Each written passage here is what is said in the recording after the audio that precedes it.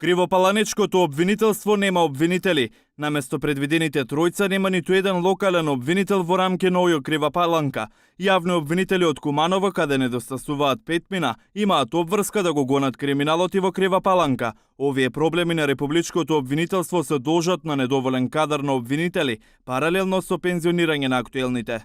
Во основното јавно обвинителство Кривопаланка активни се над 190 кривични предмети. Освен ова обвинителство, во моментов нема друго обвинителство низ Македонија, во кое нема јавни обвинители. Но во повеќето основни обвинителства бројот на именувани обвинители е помал од предвидените места. Во државата недостасуваат вкупно 75 обвинители. Луѓето што го гонат криминалот е 176, наместо предвидените 251 обвинител. Во републичкото има недостаток на 6 јавни обвинители. Проблем има и на големото скопското обвинителство, со празни 15 обвинителски места. Нема ниту истражен центар, истражители. Само годинава завршиле со долг повеќе од 9 милиони динари за вештачење. Најголемото обвинителство во прв степен во Република Македонија, кој што отприлика го покрива 90% од криминалот во целата држава, и тоа можем да кажем најтешкиот.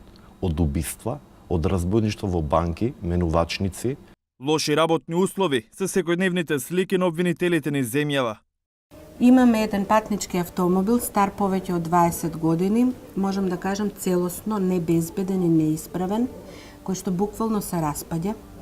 Не функционира добро ниту системот за управување, ниту системот за кочење.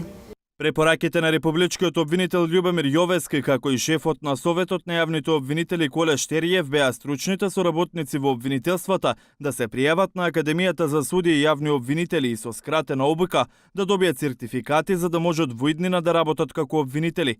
Идејата не се преточи во предлог закон, а го нема ниту во текстот за законот за јавно обвинителство, бидејќи на ова се спротивстави Брисел. Едната препорака е да им се даваат да почнат од полесни предмети, за да можат постепено да навлезат во материјата и да можат понатаму повеќе да зафатат, дели како што напредуваат во кариерата и во рутината и искуството, да можат да работат потешки предмети. Нова генерација на суди и јавни обвинители треба да има во септември, но потребно е да помине постапката за оглас селекција на кадар. Во меѓувреме останува малиот број на обвинители за да се гони криминалот во земјава.